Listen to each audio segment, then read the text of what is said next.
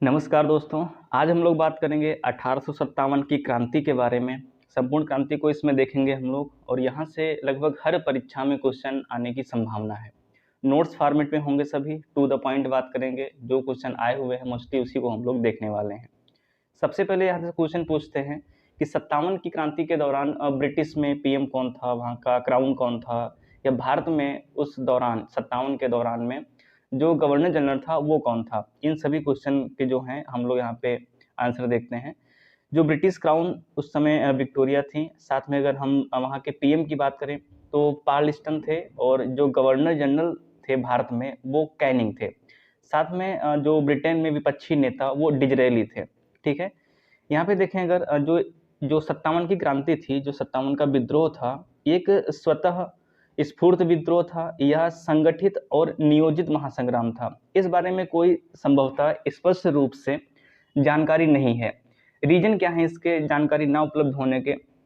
क्योंकि जो साक्ष्य हैं पूर्ण रूप से वो अंग्रेजी हैं, यानी कि ब्रिटिश दस्तावेजों पर निर्भरता। क्योंकि जो ब्रिटिश सरकार ने जो भारतीय दस्तावेज थे वास्तविक रूप से उनको हटा दिया या तो जला दिया या उनको बिल्कुल डिस्ट्रॉय कर दिया। भारतीय नियोजित पक्ष को भी कठोर दंड में दबा दिया गया, यानी कि जो उस टाइम के एक तरीके से दर्शक थे, साक्षी थे उस विद्रोह के, उनको भी मार दिया गया। इसीलिए कहीं ना कहीं हमको निर्भर होना पड़ता है जो ब्रिटिश दस्तावेज हैं उन्हीं पे, जो उनमें लिखा है उन्हीं को हमको मानना है कि हाँ भाई ऐसा ऐसा हुआ होगा।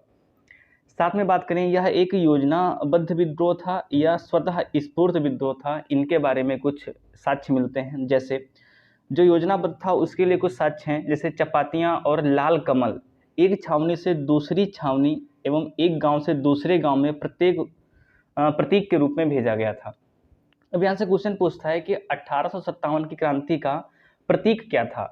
तो यहाँ से आपको बताना है चपाती और लाल कमल। उस टाइम पे होता क्या था, जैसे मान लीजिए एक गांव से दूसरे गांव में सूचना को भेजना है तो रोटी और लाल कमल को भेज दिया जाता था। तो अगले गांव को समझ में आ जाता था कि भाई कुछ ना कुछ लड़ाई की तरीके से कुछ विद्रोह होने वाला है, तो वो लोग अपने आप से तैयार हो जाते थे, अपने लाठी डंडे बांका भाला जो भी था वो लेकर के। तो यहाँ से समझ में आता है कि एक योजना चल रही थी जिसके प्रतीक के रूप में चपाती और लाल कमल को प्रयोग में लिया जा रहा था। वहीं पर उस टाइम पे साधु फकीर और आपके मदारी ये सभी एक तरीके से मैसेंजर का काम कर रहे थे, यानी कि सूचनाओं का आदान प्रदान कर रहे थे। जैसे कोई भिखारी है, इस गांव से भिक्षा लेके दूसरे गांव में जाने वाला है, तो यहाँ अगर लड़ाई हो रही है, अंग्रेजों के खिलाफ में विद्रोह हो रहा है, तो उससे लोग बोल देते कि भाई अगले गांव में जा रहे हो तो वहां पे उन लोगों को आगाह कर देना कि हो सकता है कल को आपके गांव में भी ये विद्रोही आ जाए और आप लोग इसके लिए तैयार रहिए। तो ये सब चीजें थी वहां पे। इस तरीके इन पॉइंटों से हमको समझ में आता है कि ये एक विद्रोह था, वो योजनाबद्ध था। लेकिन स्वतः विद्रोह होने के जो कुछ प्रमाण मिलते हैं, जैसे किसी भी दस्तावेज में पुष्टि नहीं है इसकी, यानी कहीं पर नहीं लिखा हुआ है कि इस तारीख से या इस तारीख को हम लोग विद्रोह करेंगे अंग्रेजी सेना के खिलाफ में, ऐसा कहीं नहीं लिखा मिलता है। साथ में बात करें अगर अलग अलग स्थानों पर विद्रोह अलग अलग कारणों से शुरू हुआ। जैसे देखें अगर हम अगर अवध क्षेत्र की बात करें, वहाँ पे जो हड़प नीति थी, सहायक संधि थी, उन सभी के कारणों से वहाँ की जनता परेशान थी और अंग्रेजों के खिलाफ में विद्रोह छेड़ दिया। अगर हम कानपुर या झांसी की बात करें, वहाँ पे कुछ एक तरीके से उत्तराधिकारियों के लिए वहाँ पे एक तरीके से युद्ध लड़ा गया। साथ में बात करें अगर विद्रोही में ना तो आपसी समन्वय था और ना ही संयुक्त रूप से उनका एक संघर्ष मिला। भाई कोई साउथ में आप महाराष्ट्र का देख लीजिए, फिर उधर दिल्ली में देख लीजिए, कोई तो आपका मणिपुर असम में बैठा हुआ है, कोई आपका राजस्थान में बैठा हुआ है। शायद वो कभी आपस में नहीं मिले थे, इसीलिए माना जाता है कि एक हो सकता है ये अपने आप क्षेत्रीय रूप से फूटा हुआ विद्रोह हो, जिसको एक तरीके से योजनाबद्ध के रूप में आप समझ सकते हो। अगर नेक्स्ट बात करें, निष्कर्ष क्या निकलता है इन सभी चीजों से? यह एक योजना या समन्वय अवस्था, ठीक है, यानी कि यहाँ पर एक योजना और समन्वय जरूर था, कहीं ना कहीं देखने को मिलता है। जैसे जो अवध में एक मिलिट्री पुलिस का प्रमुख था वो कैप्टन हियर्स, ठीक है, उसमें क्या हुआ, 41वें नेटिव इन्फेंट्री के भारतीयों ने उसको गोली मार दी, हत्या कर दी, और वहीं से कहीं ना कहीं इस विद्रोह के बीज निकल के आते हैं। और अगर हम विद्रोह की प्रारंभ की बात करें, जहाँ तक कि ये बात अलग है कि मुख्य रूप से जो विद्रोह की शुरुआत हुई थी वो मेरठ की छावनी से 10 मई को हुई थी। ठीक है। लेकिन इसके जो बीज थे लगभग 3 से 4 महीने पहले ही बो दिए गए थे, वो फरवरी 1857 में। हुआ क्या था, बेरमपुर छावनी में 19वीं नेटिव इन्फेंट्री, देखिए ये जो हैं 19, 34 जो भी आपकी इन्फेंट्री हैं, इनको याद रखिए। सीधा क्वेश्चन पूछ लेता है कि जो मंगल पांडे थे वो किस नेटिव इन्फेंट्री से संबंधित थे।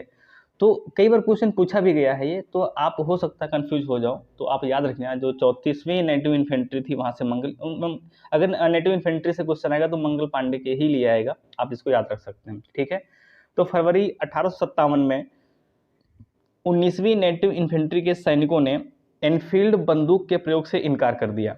उसके बाद में क्या हुआ, 29 मार्च 1857 को बैरकपुर छावनी में 34वीं नेटिव इन्फेंट्री के सैनिक, उनका नाम था मंगल पांडे, उन्होंने विद्रोह कर दिया और अपने जो अधिकारी थे, 2 अधिकारी थे, लेफ्टिनेंट बाग और मेजर ह्यूसन, उनको गोली मार दी और इसी के कारण 8 अप्रैल को मंगल पांडे को फांसी दे दी गई।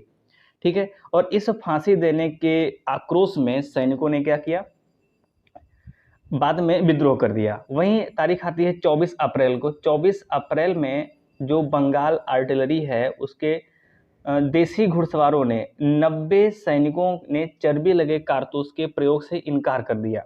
ठीक है, और इसी कारण 9 मई 1857 को 85 सैनिकों को 10-10 साल की सजा सुनाई गई और इसी से आक्रोशित सैनिकों ने 10 मई 1857 को दोपहर के बाद में सैनिकों ने विद्रोह कर दिया ताबड़तोड़ वाला। ठीक है, तो मुख्य रूप से जो शुरुआत मानी जाती है वो 10 मई को है, लेकिन इसके बीज बो दिए गए थे आपके फरवरी 1857 में, जब सैनिकों ने इनफील्ड बंदूक के प्रथम प्रयोग से इनकार कर दिया था। क्यों इनकार किया था, क्योंकि ऐसा माना जाता था, किसी ने हो सकता है एक तरीके से गलत न्यूज दे दी हो या वास्तविक रूप से कुछ भी हो सकता है, कोई प्रमाणित साक्ष्य नहीं उसके बारे में, कि कारतूस जो हैं वो मुख्य रूप से गाय और सूअर की चर्बी से जो है इनकी कोटिंग की गई है, इसीलिए उन्होंने मना कर दिया और ये एक तरीके से रायता फैला और 10 मई को इन्होंने सैनिकों ने मुख्य रूप से विद्रोह की शुरुआत कर दी। अब जैसे ही मेरठ में इसकी शुरुआत हुई और मेरठ से लगा हुआ है दिल्ली, क्योंकि सीमा साझा करते हैं मुख्य रूप से, दिल्ली विद्रोह पहुंचा 11 मई को। वहीं पर उस टाइम के जो शासक थे बहादुर शाह जफर थे और बहादुर शाह जफर का कोई मूड नहीं था कि हम विद्रोह में पार्टिसिपेट करें। क्यों, क्योंकि भाई अंग्रेजों की रोटी पे पल रहे थे, जितने भी मुगल थे, उत्तर मुगल कालीन के जितने भी शासक थे वो सभी अंग्रेजों की रोटी पे पल रहे थे। तो इसीलिए अगर ये विद्रोही बन जाते तो कहीं ना कहीं इनके लाले पड़ जाते। लेकिन जो जनता थी वो जबरदस्ती, एक तरीके से नहीं बोलते कि साहब हाउ इज द जोश, उसी सिचुएशन में इनको ला करके इनको तैयार कर लिया और नेतृत्व के लिए बहादुर शाह जफर को एक उपाधि दी गई, शहंशाह ए हिंदुस्तान। भाई हिंदुस्तान के आप शहंशाह हो, आप नहीं नेतृत्व करोगे तो कौन करेगा भाई। इन सभी भारी भरकम शब्दों से वहाँ की जनता ने, यानी मेरठ के आसपास या दिल्ली की जनता ने बहादुर शाह जफर को नेतृत्व के लिए तैयार कर लिया और 11 मई 1857 की सुबह मेरठ के सैनिकों दिल्ली पहुंच गए, यानी मेरठ के जो सैनिक थे वो दिल्ली पहुंच गए और बहादुर शाह जफर को इस विद्रोह के नेतृत्व के लिए तैयार कर लिया। ठीक है, नेक्स्ट बात करें अगर हम, दिल्ली में शासन संचालित करने के लिए एक शासन परिषद का गठन किया गया। यूपीएससी में क्वेश्चन पूछा गया है, यहाँ से आप थोड़ा सा ध्यान से देखिएगा। इस शासन परिषद में 10 सदस्य रखे गए, जिनमें से 6 सदस्य जो थे वो सेना की ओर से थे और 4 सदस्य आम नागरिक को रखा गया। क्यों, क्योंकि विद्रोह का समय था तो किस तरीके से रणनीति होनी चाहिए वो सेना को ही पता है और सामाजिक स्थिति क्या होनी चाहिए, रहन सहन क्या होनी चाहिए, लोगों की जरूरतें क्या हैं, वो किसी आम नागरिक को ही पता होता। इसीलिए दोनों का समन्वय करते हुए 6 सदस्य लिए गए सेना की ओर से और 4 सदस्य लिए गए आपके एक आम नागरिक को, और शासन के लिए एक परिषद का गठन कर दिया गया कि जो देख रहे होगी इस विद्रोह के दौरान वो शासन परिषद ही अब करने वाली है दिल्ली के क्षेत्र में। वहीं अगर हम दिल्ली ग्रामीण की बात करें, क्योंकि भाई ये तो हो गया एक तरीके से भारत की जो राजधानी है, केंद्रीय बिंदु है भारत का, वहां से अब दिल्ली के आसपास का क्षेत्र था, चाहे वो बागपत हो गया, चाहे मेरठ हो गया, सहारनपुर हो गया, आपका बिजनौर हो गया, इन सभी चीज़ों के बारे में बात करेंगे तो भाई 11 मई देखो, 10 मई मेरठ, 11 मई आपका दिल्ली और 12 मई दिल्ली के ग्रामीण क्षेत्र में वहाँ क्या हुआ, कैदियों के छूटने के बाद मंत्रियों द्वारा खबर पहुंचा दी गई। अब हुआ क्या था इसमें, जो यहाँ पे हम लोगों ने देखा था 10-10 साल की सजा दी गई थी जो 85 सैनिकों को, ये क्या हुआ, आराम से जेल तोड़ के भाई इनको भगाने में सहायता की गई सैनिकों के द्वारा। अब जैसे छूटे ये, एक तरीके से भाई, जैसे नहीं गांव में आपने देखा होगा, कुछ भी अगर नया होने वाला होता है तो खबर पहले ही आ जाती है, कोई ना कोई बता देता है कि एक तरीके से वायरस की तरीके से खबर फैलती है। तो पता चल गया भाई, क्या पता चला कि जो सैनिक 10-10 साल की सजा काट रहे थे, आराम से उनको छुड़ा दिया गया है और वो भाग के इस क्षेत्र की ओर आ रहे हैं। 12 मई को हिंडन और सिकंदराबाद में विद्रोह हुआ। हिंडन नदी जो है मेरठ में ही बहती, मेरठ से ही होके जाती है, जहाँ पे आपका एक तरीके से आलमगीरपुर है, जो पूर्वी स्थल है सिंधु सभ्यता का, इसी नदी के किनारे है। सिकंदराबाद में विद्रोह हो गया। वहीं पे एक संघर्ष निकल के आता है, शाहमल का संघर्ष, ठीक है। ये मुख्य रूप से जो बागपत जिला है उत्तर प्रदेश के, उसमें एक बड़ौत क्षेत्र आता है। बड़ौत क्षेत्र का था, एक जाट नेता था, जाट को आप वर्तमान में भी जानते हो, टसन के लिए जाने जाते हैं मुख्य रूप से, ठीक है। इनको लोग राजा कह के बुलाते थे, और इनके जो एक तरीके से परिवार वाले, जैसे नहीं कुनबा होता है, वो आसपास के 84 गांव में रहता था, इसीलिए इनका एक तरीके से वर्चस्व था वहां पे, कि भाई किसी भी गांव का नाम ले लो, हाँ हमारे तो वहाँ पे चाचा रहते हैं, दूसरा कोई नाम ले लो, अरे वहाँ पे हमारे बुआ के लड़के रहते हैं। इस तरीके से 84 गांव में वो लोग फैले हुए थे। बहुत ही मुख्य रूप से इन्होंने संघर्ष किया, यानी कि बहुत ही अडिग होकर के, और इनको मारने के लिए आर एच डलनप ने जुलाई में बहुत ही बड़ा संघर्ष किया, कई दिन तक युद्ध चलता रहा। बाद में शाहमल को इस डलनप ने मार दिया, ठीक है। और साथ में क्या है, स्पष्ट होता है कि सभी स्थानीय नेता, स्थानीय किसान, जमींदार, मजदूर विद्रोह हेतु प्रेरित करते थे।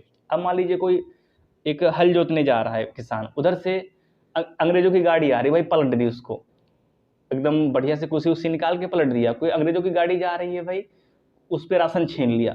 तो इस तरीके से एक संगठित विद्रोह यहाँ से देखने को मिलता है दिल्ली के आसपास के ग्रामीण क्षेत्रों में। दिल्ली से निकलकर विद्रोह आगे बढ़ता है और पहुंचता है बरेली। वहां पे नेतृत्व किया बख्त खान।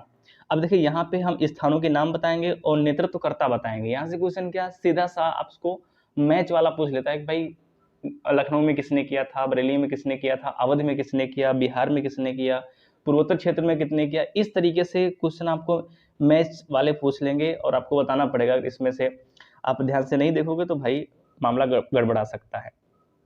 बात करेंगे बरेली की। बरेली में बख्त खान के द्वारा जो है इसका नेतृत्व किया गया। रुहेलखंड के पूर्व राज परिवार के उत्तराधिकारी थे ये। 40,000 की सेना बनाकर अंग्रेजों को हराया और बरेली पर अपना कब्जा कर लिया। जफर ने, कौन जफर, बहादुर शाह जफर, जिसको शहंशाह हिंदुस्तान की उपाधि से नवाजा गया था। जफर ने खान बहादुर खान की इनको उपाधि दी थी। ये क्वेश्चन इंपॉर्टेंट है, यहाँ से क्वेश्चन पूछा जा सकता है। बहादुर शाह जफर ने किसको खान बहादुर खान की उपाधि दी थी, या बख्त खां को किसने खान बहादुर खान की उपाधि दी थी, या फिर बख्त खां को किस उपाधि से सम्मानित किया था मोहम्मद बहादुर शाह जफर ने, ठीक है। और ये सबसे सफल एवं लोकप्रिय प्रशासक के रूप में उस टाइम पे जाने जाते थे। नेक्स्ट बात करें भाई अवध। अवध वही क्षेत्र है, लखनऊ के और फैजाबाद के आसपास का क्षेत्र है।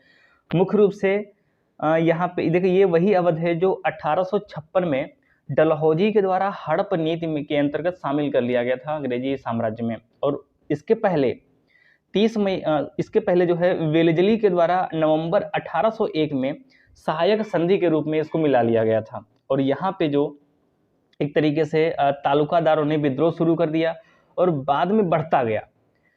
इसके आसपास के क्षेत्र सुल्तानपुर, गोंडा, फैजाबाद, सीतापुर के तालुकादार भी विद्रोह की घोषणा कर दी और लखनऊ की ओर बढ़ने लगे, क्योंकि केंद्र बिंदु क्या था, लखनऊ था, जो वर्तमान में आपकी उत्तर प्रदेश की राजधानी है। और शायद 1937 से या 1926 से ही ये कंटिन्यू चली आ रही है। अब जो अवध है वो तो हो गया आपका, ठीक है। आगे बढ़ते हैं। जो बेगम हजरत महल ने 5 जुलाई को विद्रोह की घोषणा कर दी। अब अवध या हम यूँ कहें कि लखनऊ, जो लखनऊ का नेतृत्व करता था वो बेगम हजरत महल थी। और 5 जुलाई को उन्होंने घोषणा करती कि भाई हम अंग्रेजों के खिलाफ विद्रोह करने वाले हैं, ठीक है। लेकिन साथ में क्या हुआ, 30 जून 1857 को चिन्हट का युद्ध भी हुआ। चिन्हट मुख्य रूप से लखनऊ का एक स्थान है। तो ये कई बार क्वेश्चन आया हुआ है, चिन्हट का युद्ध कब हुआ था। तो 30 जून 57 को हुआ था। ये मुख्य रूप से एक विद्रोह का ही पार्ट था, अंग्रेज और जो बेगम हजरत महल के बीच में हुआ था। 4 जुलाई 1857 को लखनऊ जीता। किसने जीता, ये जीता भाई बेगम हजरत महल ने, और अंग्रेज रेजिडेंसी को घेर लिया। साथ में यहाँ पे 2 अंग्रेज जो है वो एक तो मार दिया गया, घायल हो गया। पहला था आपका हेनरी लॉरेंस, इसको मार दिया गया, और कर्नल इंग्लिश ये जो है मुख्य रूप से घायल हो गए थे। आगे बढ़ते हैं। 7 जुलाई 1857 को बरकत अहमद की अध्यक्षता में एक पंचायत बुलाई गई। अब पंचायत वो किस लिए थी? लखनऊ या अवध का उत्तराधिकारी कौन बनेगा। तो जो ब्रिटिश कादिर थे, मुख्य रूप से बेगम हजरत महल के जो पुत्र थे, उनको नवाब घोषित किया गया, और हजरत महल को उनका संरक्षक घोषित कर दिया गया। क्यों? क्योंकि जो ब्रिटिश कादिर थे वो अभी अल्प वयस्क थे, यानी कि मुख्य रूप से वयस्क नहीं हुए थे, इसलिए किसी न किसी संरक्षक की जरूरत थी। 21 मार्च 1858 को लखनऊ को पुनः अंग्रेजों ने नियंत्रण में ले लिया। एक दुर्भाग्य था लखनऊ का, जो मुख्य रूप से दोबारा जो है अंग्रेजों के हाथ में चला गया।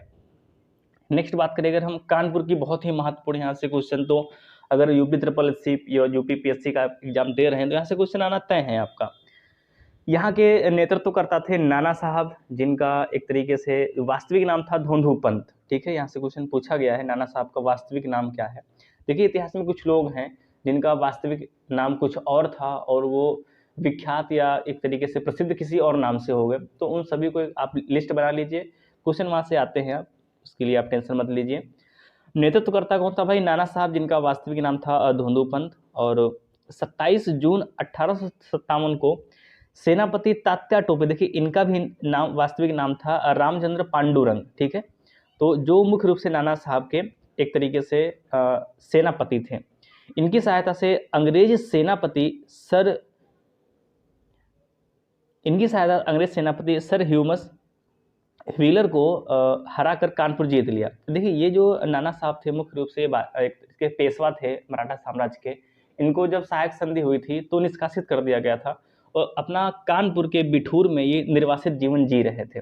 ठीक है, तो इस तरीके से आप समझ सकते हैं। और यहाँ पे जो विद्रोह हुआ था वो हुआ था 4 जून 1857 को। तारीख भी कई बार मिलाने के लिए आपको दे देगा, तो बिल्कुल भी कंफ्यूजन में आप मत रहिएगा, एक बार आप देख लेंगे तो सही रहेगा आपके लिए। अब हम नाना साहब के बारे में थोड़ा सा बात करते हैं। नाना साहब और तात्या टोपे ये कानपुर से पलायन कर गए। क्यों? क्योंकि भाई जैसे ये था उसके बाद में, जैसे लखनऊ में हुआ था अंग्रेजों ने दोबारा कब्जा कर लिया, उसी तरीके से कानपुर को भी अंग्रेजों ने दोबारा अपने कब्जे में ले लिया। ये लोग कहाँ चले गए? झांसी चले गए। झांसी जाने के बाद में अंग्रेजों के विरुद्ध में लक्ष्मीबाई की सहायता की। अभी हम लोग लक्ष्मीबाई झांसी के बारे में भी पढ़ेंगे, वहाँ पे विद्रोह किस तरीके से दमन हुआ, बाद में मारी गई झांसी की रानी। हीरोज ने तात्या टोपे और लक्ष्मीबाई को पराजित कर दिया। और कोटा सराय ग्वालियर में रानी ने वीरतापूर्ण युद्ध लड़ा और 17 जून 1858 को वीर गति की प्राप्ति हो गई। जैसे ही नाना साहब और तात्या टोपे आए थे, बाद में देखा कि झांसी में भी विद्रोह चल रहा है, वहाँ पे उन्होंने लक्ष्मीबाई की सहायता की, लेकिन दुर्भाग्यवश एक तरीके से अंग्रेजों के साथ में ग्वालियर के क्षेत्र में युद्ध हुआ और वहीं पे झांसी की रानी लक्ष्मीबाई मारी गई। नेक्स्ट बात करते हैं हम झांसी के बारे में। सभी को पता है, बच्चे बच्चे को पता होगा, झांसी की रानी लक्ष्मीबाई ने नेतृत्व किया था झांसी में विद्रोह का। और इनके नाम से क्वेश्चन पूछ लेते हैं। क्या पूछते हैं भाई? इनका जो मूल नाम था वो मणिकर्णिका तांबे था। अब तांबे लोग मुख्य रूप से ये महाराष्ट्र में पाए जाते हैं। एक मराठी थी, और जो झांसी के एक शासक थे गंगाधर राव, इनकी एक पत्नी थी। उन्होंने कई सारी शादियां की थी गंगाधर राव जी ने, और पुत्र की यानी कि संतान की प्राप्ति नहीं हो रही थी। और दुर्भाग्यवश ये जो मणिकर्णिका थी, इनकी कोख से भी किसी बच्चे ने जन्म नहीं लिया।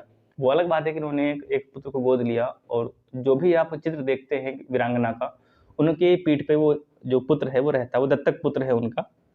ठीक है, इनका मूल नाम क्या हो गया? मणिकर्णिका तांबे। और बाजीराव तुर्तीय द्वारा इनको छबीली नाम दिया गया, क्योंकि बहुत ही एक तरीके से ये क्या बोलते हैं उनको, कि बहुत ही चतुर थी, आप बोल सकते हो उनको, बहुत ही एक्टिव।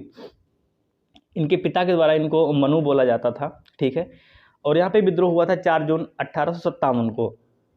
झांसी में भारतीय सैनिकों ने काले खां और अहमद हुसैन के नेतृत्व में विद्रोह प्रारंभ हुआ। बाद में जनता ने आह्वान किया रानी से, यानी मणिकर्णिका या छबीली या मनु से, कि रानी साहिबा आप इसका नेतृत्व करिए, क्योंकि गंगाधर राव उस टाइम पे नहीं थे।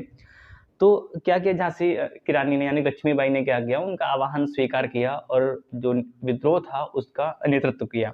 झांसी में फिरोज ने रानी को हराया। देखिए यहाँ से कभी कभी पूछ लेता है कि विरुद्ध में कौन था, अंग्रेजी शासक या अंग्रेजी सेनापति कौन था, तो आपका झांसी में कौन था, फिरोज था। ठीक है, हम बात करें फैजाबाद की, तो फैजाबाद में मौलवी अहमदुल्ला, इन्होंने नेतृत्व किया था और इनको डंका शाह के नाम से भी जाना जाता है। आगे बात करें अगर हम अंग्रेजों के खिलाफ जिहाद की घोषणा कर दी। ठीक है, कि भाई मरो, अपने धर्म के लिए मर जाओ, क्योंकि अगर अंग्रेज आ गए तो धर्म नहीं बचेगा। कुछ इस तरीके से उन्होंने अपने भाषण दिए होंगे। 22वीं नेटिव इन्फेंट्री में इन्हें नेता बनाया और 5 जून 1858 को इनकी हत्या हो गई लड़ते लड़ते। नेक्स्ट बात करें अगर हम इलाहाबाद की, इलाहाबाद में लियाकत अली ने नेतृत्व किया और तारीख थी 5 जून 1857 की। अब मुख्य रूप से जो इलाहाबाद था वो जो लॉर्ड कैनिंग था उसका हेडक्वार्टर हुआ करता था। यहाँ से क्वेश्चन भी पूछा गया है कि जो लॉर्ड कैनिंग था 1857 की क्रांति के दौरान उसने अपना हेडक्वार्टर कहाँ पे स्थापित किया था, तो वो जगह थी आपकी इलाहाबाद। ठीक है, वर्तमान का प्रयागराज, इसको याद रखना आप। जो बहादुर शाह जफर थे मुख्य रूप से 11 मई जो दिल्ली के विद्रोह का नेतृत्व कर रहे थे, उनकी हत्या हो गई 7 नवंबर 1862 को और रंगून में इनको दफना दिया गया। यहाँ से क्वेश्चन भी पूछते हैं कि किस शासक की जो समाधि है, कब्र है, वो रंगून में है। रंगून यानी कि म्यांमार में है, वो बहादुर शाह जफर ही थे। ठीक है, अगर हम बिहार की बात करें तो कुंवर सिंह ने यहाँ का नेतृत्व किया, जो जगदीशपुर के जागीरदार थे और इनको बिहार का शेर बोला जाता है, ये भी आप याद रख सकते हैं। दानापुर और आरा, ये दोनों क्षेत्र का जो है ये नेतृत्व कर रहे थे और तारीख थी आपकी 12 जून 1857। विलियम टेलर ने विद्रोह का दमन किया और इनको फांसी पे लटका दिया भाई। अप्रैल 1858 में इनको फांसी चढ़ा दी गई। ठीक है, नेक्स्ट बात करते हैं हम असम की।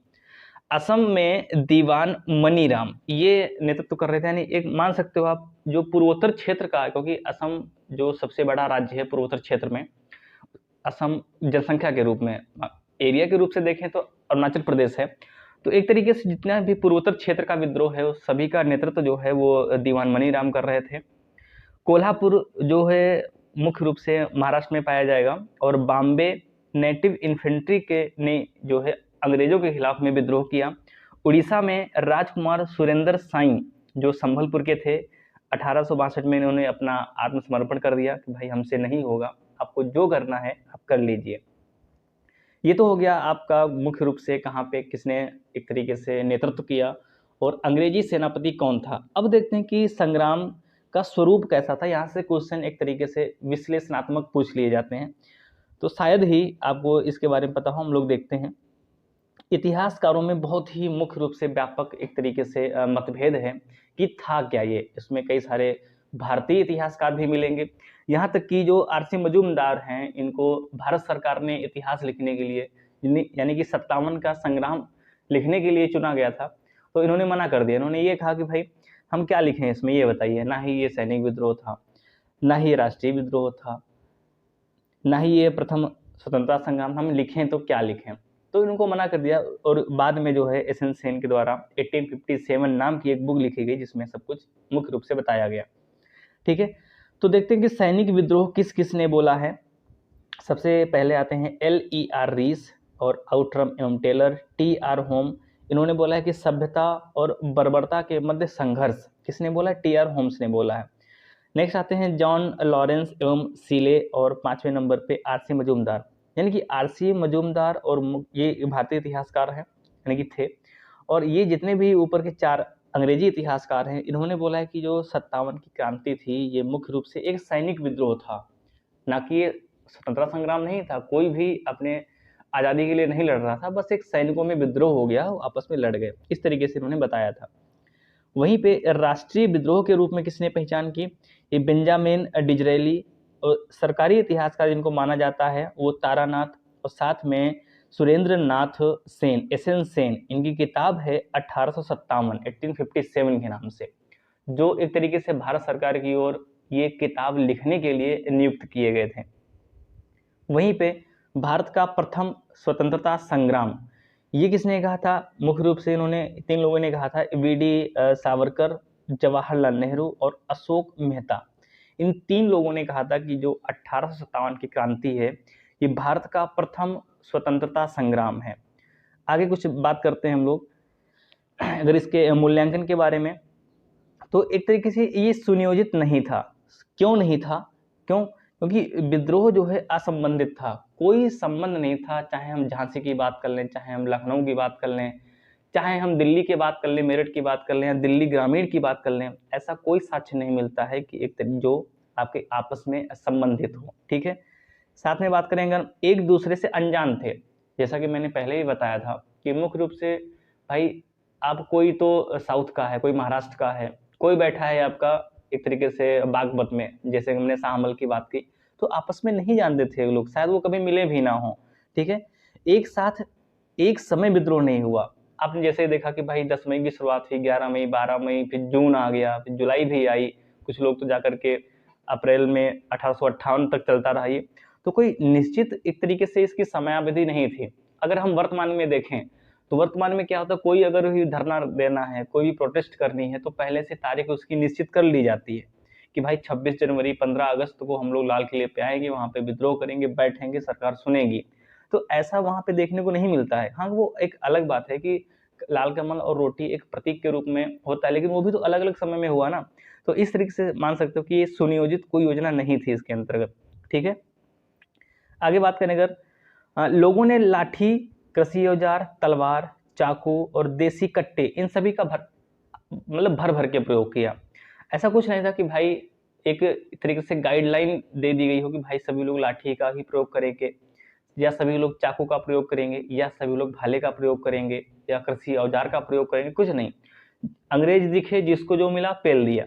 लाठी दिखी भाई, लाठियों से तोड़ दिया उनको। हाथ में चाकू है, चाकू से गोद दिया। तो ये चीजें हैं कि कोई फिक्स नहीं था कि यही औजार यूज करना है। तो हो सकता है इसीलिए ये कहा गया कि भाई कोई सुनियोजित एक तरीके से नहीं था ये। लेकिन ये विद्रोह जो है लोकप्रिय बहुत हुआ। क्यों लोकप्रिय बहुत हुआ? क्योंकि समाज का हर एक तबका इसमें एक तरीके से घुस चुका था, इन्वॉल्व हो गया था।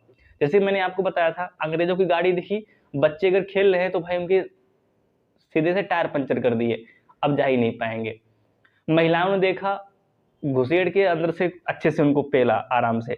तो एक जहां से देख सकते हो भाई लोकप्रिय तो लोगों के बीच में हो चुका था कि हाँ भाई विद्रोह चल रहा है, हम भी इसमें अपना हाथ साफ करेंगे। जंग लग गई भाई, काफी दिन से चले नहीं, हम भी तोड़े फोड़ेंगे। तो ये आप बोल सकते हो यहाँ पे। साथ में जो अशोक मेहता है, जैसा मैंने अभी आपको बताया था, अशोक मेहता जी ने क्या कहा था कि ये भारत का प्रथम स्वतंत्रता संग्राम है। तो उनकी एक बुक है द ग्रेट रिबेलियन, उन्होंने उसी बुक में उन्होंने ये एक तरीके से मेंशन किया है। साथ में जो आरसी मजूमदार हैं, उनकी एक बुक है spy mutiny and the revolt of 1857।